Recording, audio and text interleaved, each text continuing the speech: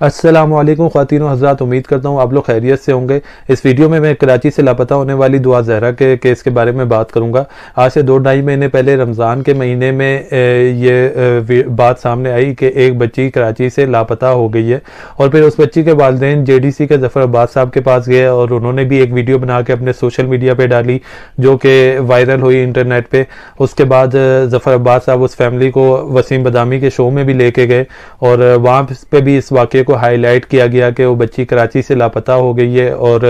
اس family کا یہ کہنا تھا کہ ان کی کسی بھی جگہ جو ہے سنوائی نہیں ہو رہی، نہ پولیس FIR کاٹ رہی ہے۔ لیکن اس شو کے بعد جو ہے سوشل میڈیا پہ یہ واقعہ ٹرینڈ کرنے لگا دعا زہرا کا، اور جو ہے پولیس بھی ایکشن میں آئی، FIR درج کی اور بچی کو ڈھونڈنا شروع کر دیا۔ اور چند ہی دنوں میں یہ معلومات سامنے آئی کہ اس بچی نے لاہور میں کسی ظہیر نامی لڑکے سے شادی کر لی ہے، ان کا نکاح نامہ بھی سامنے آ گیا، اور پھر ان کی کچھ ویڈیوز سامنے آئیں دونوں میاں بیوی کی، ظہیر کی اور دعا زہرا کی، جس میں وہ یہ چیز کا اعتراف کر رہی تھی کہ وہ اپنی مرضی سے اپنے گھر سے آئی ہے اور اس نے ادھر آ کے ظہیر نامی لڑکے سے شادی کی ہے۔ اور اس کے بعد جو کچھ واقعات ہوتے رہے آپ سب کو معلوم ہوں گے، کیونکہ سوشل میڈیا پہ اس کی وقتاً فوقتاً ڈیٹیل آتی رہی۔ میں نے جو آپ لوگوں سے بات کرنی ہے وہ یہ ہے کہ کل اقرار الحسن صاحب نے اپنے چینل پہ ایک ویڈیو اپلوڈ کی جس میں انہوں نے کچھ انکشافات کیے، اور اقرار الحسن صاحب ایسے انسان ہیں کہ جن کی بات کو اہمیت دینی چاہیے، کیونکہ میں نارملی ایسے کچھ صحافی ہیں جو اس طرح کی باتیں کر رہے تھے، لیکن میں نے ان کی باتوں کو زیادہ اہمیت نہیں دی۔ جس طرف پولیس کی انویسٹیگیشن جا رہی تھی انہی کو ہی دیکھ کے انہی کو ہم فالو کر رہے تھے۔ لیکن اقرار الحسن صاحب جو ہیں وہ پاکستان کے جو ہے سینئر انویسٹیگیٹو جرنلسٹ ہیں، تو ان کی بات کو اہمیت ضرور دینی چاہیے ایجنسیوں کو۔ اقرار الحسن صاحب نے انکشاف کیا ہے کہ ان کی تحقیقات کے مطابق ظہیر کی جو فیملی ہے وہ کسی ایک بہت بڑے گینگ سے تعلق رکھتی ہے، اور دعا زہرا کو پیار کے جال میں پھنسا کے لاہور اس لیے بلوایا گیا تھا تاکہ اس کو آگے سیل کر دیا جائے، اس کو بیچ دیا جائے۔ اور لیکن جب یہ اس کے والدین نے ہمت کی اور وہ میڈیا میں آ گئے، اس واقعے کو ہائی لائٹ کروا لیا، تو ظہیر کی فیملی کو اس کو ایک نکاح کا رنگ دینا پڑا اور ایک ان کو میاں بیوی کے روپ میں سامنے لانا پڑا۔ لیکن اس چیز کا دعا زہرا کے تو علم نہیں ہوگا، لیکن اقرار الحسن صاحب کے مطابق کہ ظہیر کی فیملی کی نیت یہی تھی، اور اقرار الحسن صاحب بہت بڑا دعویٰ یہ بھی کر رہے ہیں کہ ان کے پاس اس چیز کے ثبوت بھی موجود ہیں اور وہ ثبوت سامنے لے کے بھی آئیں گے۔ اور جب ہم اقرار الحسن صاحب جیسا انسان اگر یہ بات کر رہا ہے تو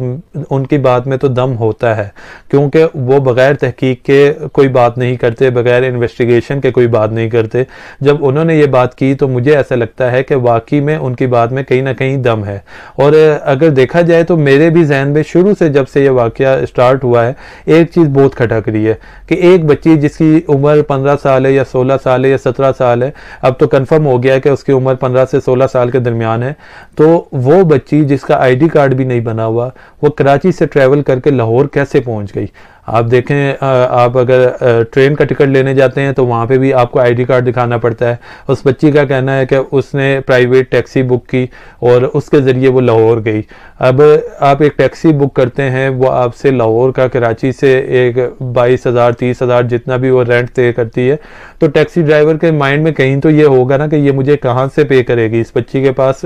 پیسے ہیں بھی یا نہیں ہیں۔ اور کئی سوالات جنم لیتے ہیں۔ اتنا لمبا سفر ہے لاہور سے کراچی گاڑی میں، آپ دیکھ لیں 14-15 گھنٹے کا 16 گھنٹے کا سفر ہے گاڑی میں، وہ سفر اس بچی نے اس بندے کے ساتھ طے کیا، اور پھر وہ بچی کا کہنا ہے کہ اس کے پاس پیسے نہیں تھے، اس نے لاہور جا کے ظہیر احمد سے رابطہ کیا اور اس سے پیسے لے کے ٹیکسی ڈرائیور کو کرایہ دیا، اور اس طرح وہ لاہور پہنچی ہے۔ یہ بات بھی بالکل ہضم نہیں ہوئی تھی مجھے شروع سے ہی کہ وہ بچی کراچی سے لاہور اکیلی کیسے چلی گئی۔ اس کے جانے کے بعد جو کنٹروورسیز ہوتی رہیں، کبھی کوئی انٹرویو آ گیا، انٹرویو میں بھی ایسی باتیں تھیں جن کے اوپر شک کیا جا سکتا تھا کہ وہ بچی کو گدیاں رکھ کے بڑا دکھایا جا رہا ہے۔ پھر وہ اینکر جو بچی سے سوال کر رہی ہیں وہ ہر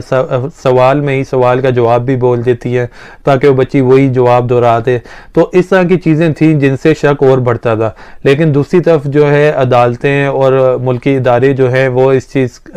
کی گواہی دے رہے تھے کہ وہ بچی نے اپنی مرضی سے شادی کی ہے اور وہ اپنی مرضی سے وہاں رہ سکتی ہے۔ اور بچی کے بھی آپ بیانات سنیں تو وہ کہتی ہے کہ میرے ماں باپ بہت ظالم ہیں، میں ان کے پاس نہیں جانا چاہتی، میں اگر مجھے ظہیر سے الگ کیا گیا تو میں مر جاؤں گی، اور وہ اس طرح کی باتیں کرتی نظر آتی ہے۔ لیکن اقرار الحسن صاحب کی اس ویڈیو کے بعد میرے بھی ذہن میں خدشہ خدشات بڑھ گئے ہیں، اور اگر اقرار الحسن صاحب جیسا بندہ یہ بات کر رہا ہے تو ان کے پاس ضرور ثبوت بھی ہوں گے اس چیز کے، اور وہ لے کے بھی آئیں گے آگے اپنی ویڈیوز میں، انہوں نے ایسا دعویٰ بھی کیا ہے۔ تو ہمارے اداروں کو چاہیے کہ ایک بار اس چیز کی تحقیق بہت اچھی طرح کریں کہ یہ کون لوگ ہیں ظہیر لوگ، اور یہ ان کا تعلق کن لوگوں سے ہے، ان کا کیا مقصد تھا دعا زہرا کو اس طرح باتوں میں پھنسا کے کراچی سے لاہور لانے کا، اور یہ ساری چیزیں عوام کے سامنے آنی چاہیے، اور اگر بچی کی آنکھوں پہ بھی کسی قسم کی پٹی بندھی ہوئی ہے تو وہ اترنی چاہیے اور اس بچی کو بھی ریالٹی بتانی چاہیے۔ ابھی یہ کیس چل رہا ہے، ہم دیکھتے ہیں یہ کیس کس جگہ جاتا ہے اور اس کا کیا فیصلہ ہوتا ہے، اور امید ہمیں یہی کرنی چاہیے، دعا یہی کرنی چاہیے کہ جو بھی فیصلہ ہو وہ بچی کے حق میں، اس کے والدین کے حق میں اور ان سب کے حق میں بہتر ہو۔ اس ویڈیو کو یہیں اینڈ کرتے ہیں، اللہ حافظ۔